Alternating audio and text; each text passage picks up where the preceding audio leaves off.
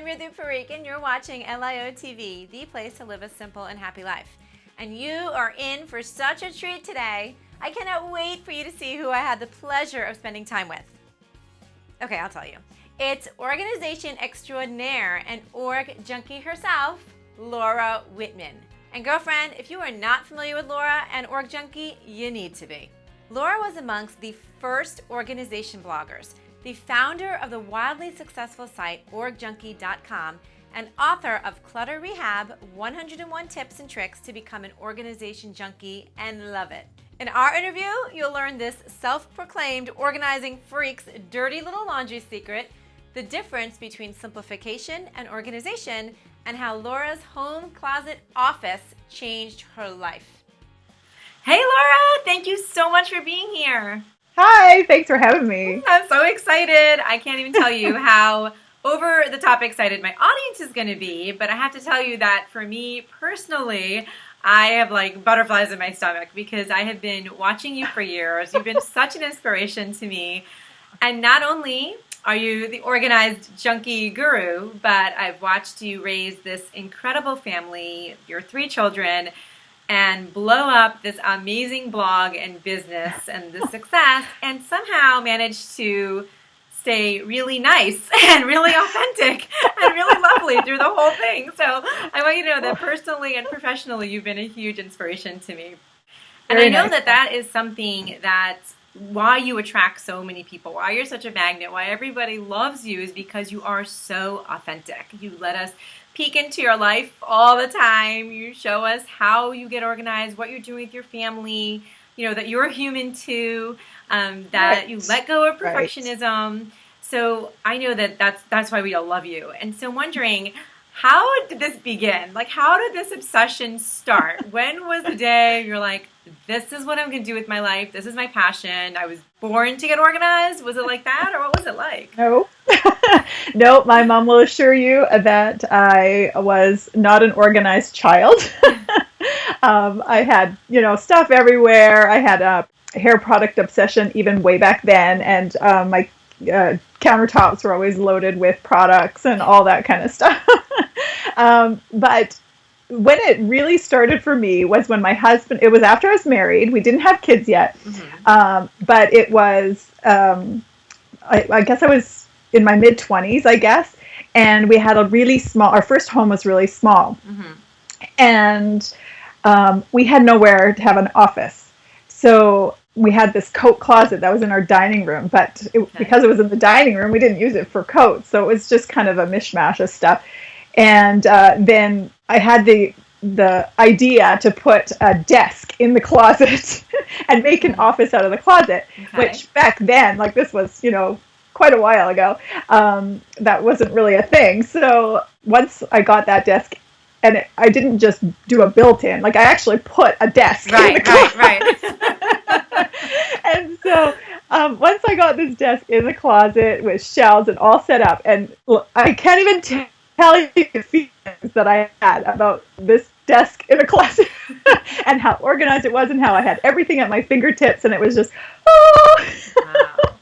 And then ever since then, I was like, well, I wonder how else I can save space in this small house of ours. Right. And this was even long before I was blogging. And then it was always trying to, be creative and finding extra space. And then it became a challenge. And then, and then I just couldn't stop myself. I was just obsessed after that. And you are the self-proclaimed organizing freak. So would you say that's kind of when it started, when you're like, I see success and now I can do it more and I can see it more and reap the benefits of it. It was so fun. So fun. Yeah. It was so fun. And of course my husband didn't really get it. He didn't. Right. He doesn't share this passion of mine, but every day he'd come home from work and I'd be like, look what I did today. Oh, that's great. I love that. Well, and you said, okay, as a child or when you're teens, you had stuff all over. You weren't born this way. It wasn't innate for you. So what is something you would tell people? Because people say all the time, oh, I'm not wired that way. I wasn't born like that. I wish I had those genes. Yes. What would you say to them if they want to get organized? Like, how would they start? I hear that as an excuse all the time, and I don't buy it because I don't believe I was born organized. But yes, because what I truly and honestly believe, and sort of what my blog on, the fact that anyone can learn to organize because it's a skill. Sure, we might not all have this crazy passion of organizing like I have, but everybody can learn to organize, absolutely. Simply because it's a process, and so that's sort of what I show on my blog, is that if you follow the process steps that I use that as an acronym, and I have them the steps listed out in the order in which to do an organizing project, then anybody can do it.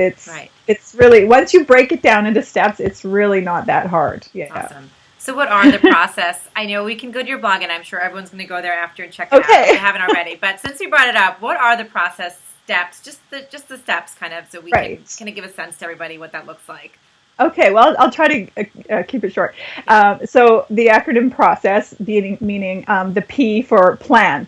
A lot of people don't plan their projects first. They just dive in and they don't give it some thought as to what's working for them already, what's not working for them, how they want it to look, how they want it to function. And so then the next part of the process for R is remove, and it's sort of a combined remove and purge step.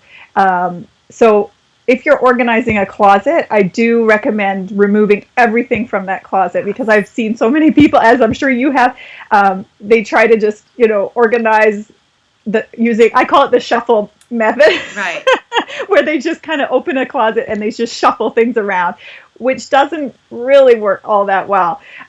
So if you remove everything, and then, so I call it the remove, sort, and purge. So you remove everything and then sort it into like with like, you'll find that, most people don't need 10 staplers kind of thing. So once you see them all together, you're like, why do I have 10 staplers, right?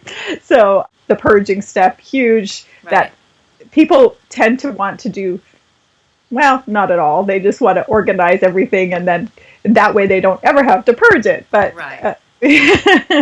but that's not always how it works. So you need to purge first and then go to the O, which is organize, which is everybody does like use. Well, I think most people do once they, use containers and stuff. That part can be extremely addicting. But you don't want to organize something you're not even ever going to use. I mean, it just doesn't make sense. So, and so that's the O in the process. And then what are we on now? Yes. C, organize, and then contain. Contain, right. Yes. And then contain it somehow and create your storage solutions in there. And examine and solve come after that. And that's sort of like after you work with a system for a while, don't beat yourself up if it doesn't work right away. That happens to me all the time. I'm constantly reworking and tweaking systems. And that's okay. Like, people always think they're a failure for some reason when that happens. And you're not, because it happens to everyone. And what works for one person is not necessarily going to work for you. So just because I'm showing you how I do mine and you try to organize it exactly the same, it might not work that way, right? You have to tweak it for how you use it. So, and then finally, the last one is just smile and enjoy it. That's the best part. Yes.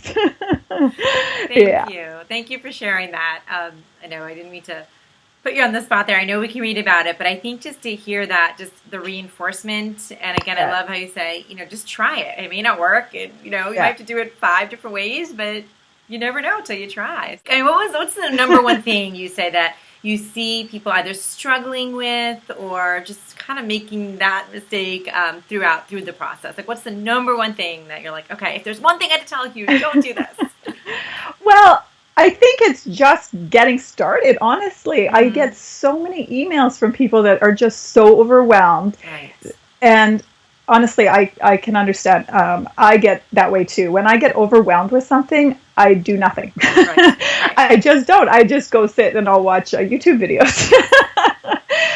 So that's probably one of the biggest mistakes, though, is that the overwhelm comes from seeing the big picture and letting the big picture just scare you, right? Like, so if we break something down and just in small amounts and concentrate on just that, it's amazing what you can get done in, say, 15 minutes. Right. People always don't want to start because they think it's just going to take too long. But if you do break it down into even 15-minute segments, you can get so much done in 15 minutes. I know it sounds like you can't, but you really can.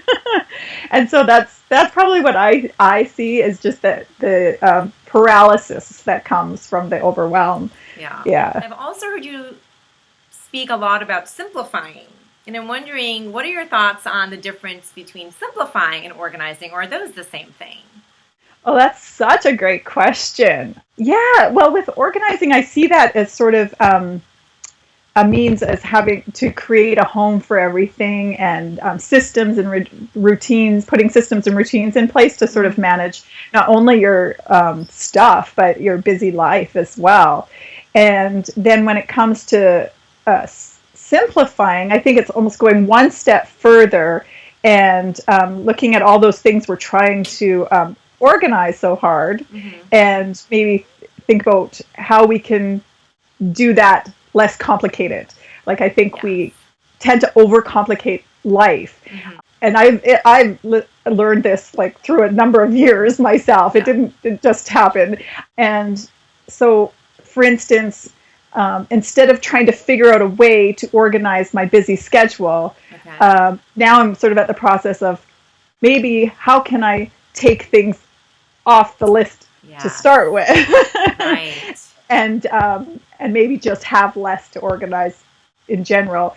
And so, whether that be less activities with my kids, to running them here, there, and everywhere, simple things like that we can do to uncomplicate and tweak those systems that we've put into place, and just make them less busy. Absolutely. Even with our stuff, not just our time, but our stuff too.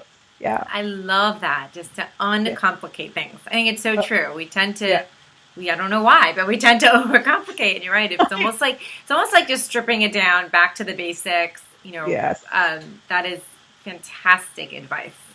Yeah. So one way I know you've helped me tremendously simplify and organize, and one thing you are absolutely known for amongst many, but are your Monday menu plans. And it has really changed my life, because I've got to say that I was not someone who always, like, I did it once in a while, I'd fall off. Until this day, every Monday, I get your blog, and I'm like, I did my Monday plan right now, and I write it down, and it's like the best part of my week, because it's just so much anxiety off of me that I know. Incredible. It's been amazing. I know, and it's grown. You have thousands of contributors, everyone's sharing their ideas. It's such an amazing place. How did that all come to be? Were you always menu planning? No, not at all. And this is something I am so passionate about. Right. Oh my goodness. And the reason I'm so passionate about it is because I've seen what a difference it's made in my own life.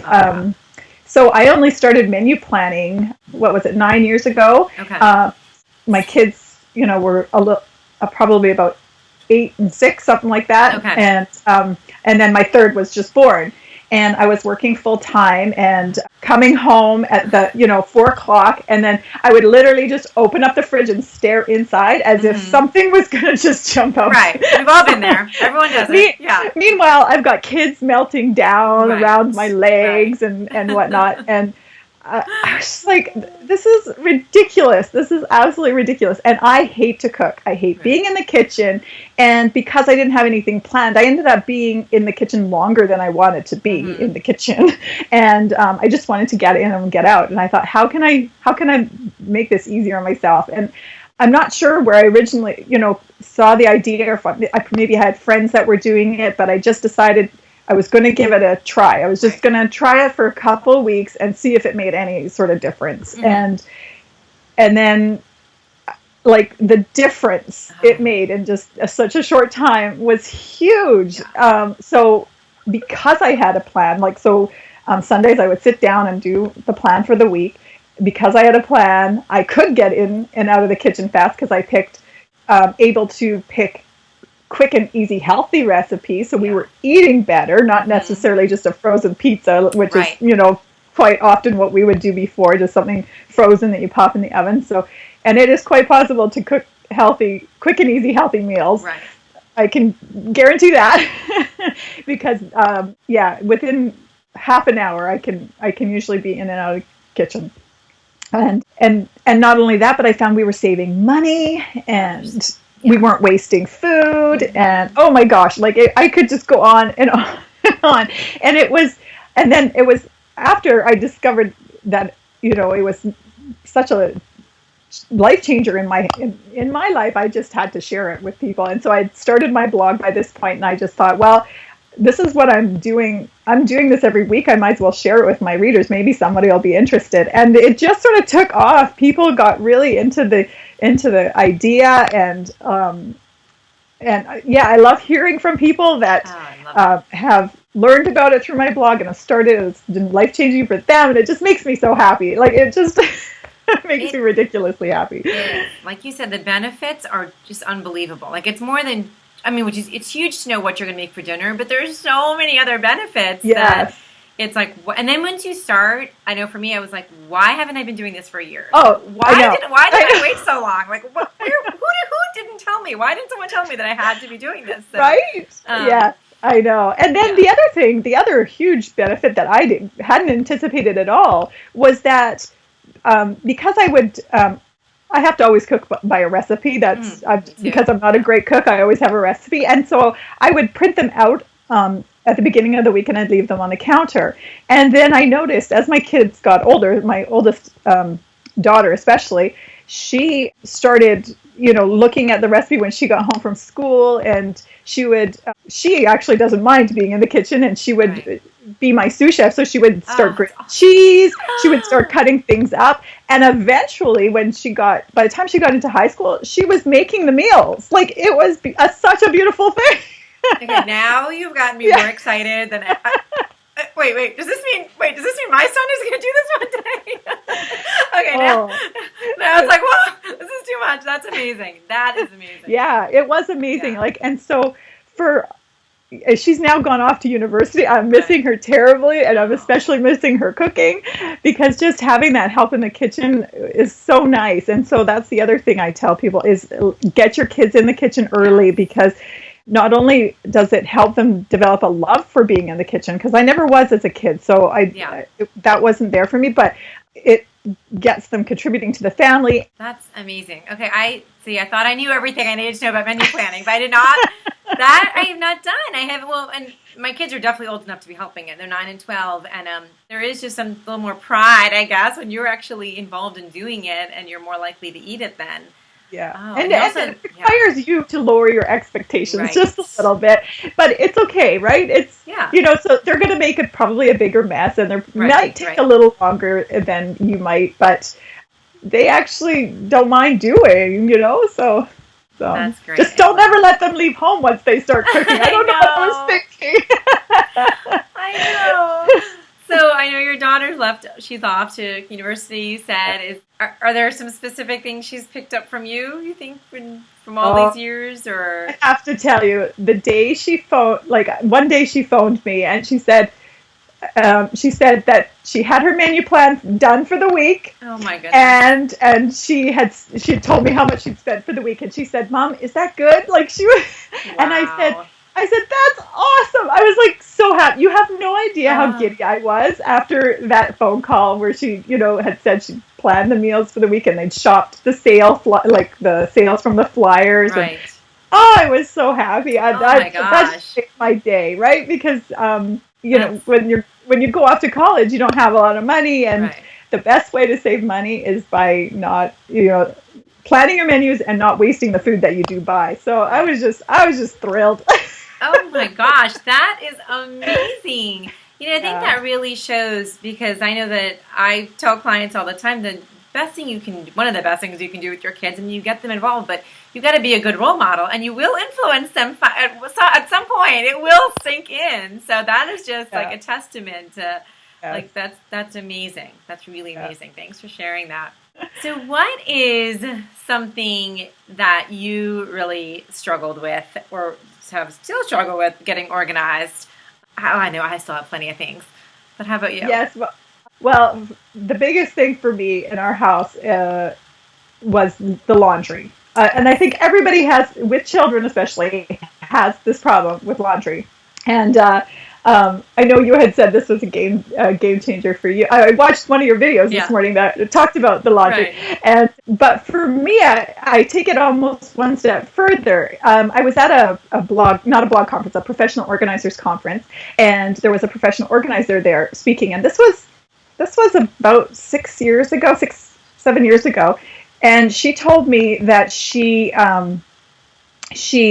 didn't sort her laundry at all, like at all. Right. And so each kid had a basket, had their own basket, and so when their basket was full, you just take that basket and you dump it all into the wash at one time.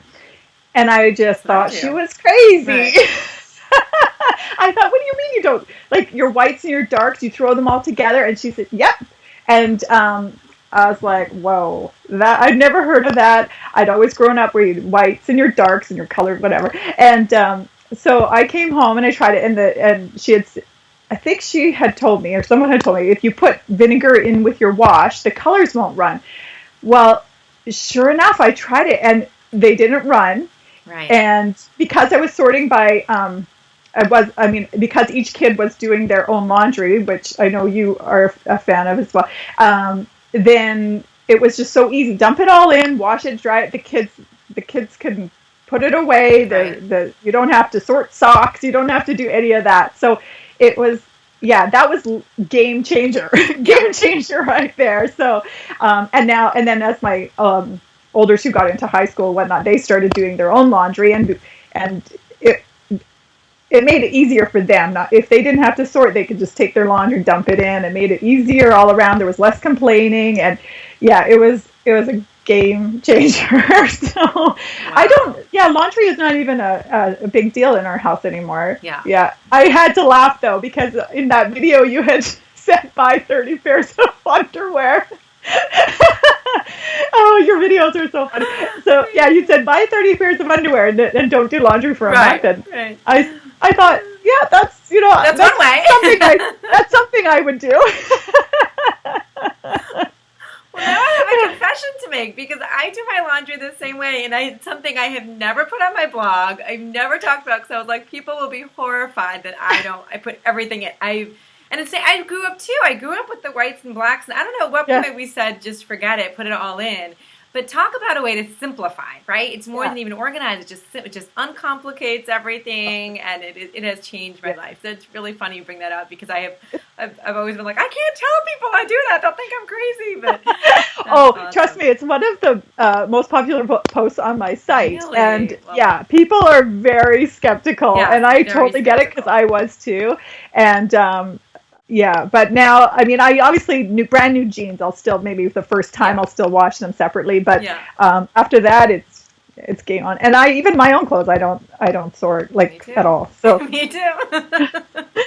It's sort of like the laundry room is like the kitchen, right? I just want to get in and want to get out. So I didn't realize. Okay, so I didn't realize that you weren't sorting I thought you were just doing each kid separately. I do all the kids, but the same thing. We just dump them in. I feel like I just came out right now. I can't believe what a secret this has been. But I'm like, I can't, because I really am like, people will not believe that we do this, but and it works great. It works fine. I just put a color, one of those color boosters in it. Everything works great. Wow. Oh my God, I've learned so much today. This has been a wealth of information. Thank you so much. Oh, that's Unfortunately, funny. We probably have to wrap up soon. However, I would love to just end with a recommendation you could give us. If you had to say, what are the top 3 things, top 3 ways, or 3 best pieces of advice, or, I love to do a challenge at the end of all of my things, a challenge or something we can take away for those of us who are like, you know what, I need to make a change, I'm ready to step up, I want to do things differently. What would you say to them? Probably like my number 1 tip is to, right now, if whoever's watching does not have this already existing in their house, to do this right now. Get a large cardboard box, a laundry basket, anything like that. Find a spot somewhere in your house that you can keep it, and set up a donation station. Because I find that people think that a declutter session has to happen, all within one time frame. But it doesn't. It can happen ongoing every day. but if you don't have somewhere to put it, then that's going to be the problem. So if you set up a donation station right now somewhere in your house, and then maybe commit to putting 10 things in a week, that, whatever number you choose. And then, so mine's in my linen closet, and there probably isn't a day that goes by that something doesn't get tossed in there. And then speaking of kids again, my kids now, especially my oldest ones, if they're going through their trying on their clothes for school and realize something's too small, they don't just throw it at me anymore. They go right to the closet and they put it in there. Like, they know that's where things go that have to go to the thrift store. And I actually go to the thrift store to drop off every Wednesday. I love it. Even if it's not full, Yeah. Just because I don't want it to stay in my house. I want it to get out as soon as possible. And our thrift store is only open twice a week here, unfortunately. But so I go on the Wednesdays. But yeah, so that would be probably number one. And if I can do it, like, I am organized, but I still always am finding things. I mean, when you have kids, things are coming and going all the time, right? Yeah, like nonstop. And yeah.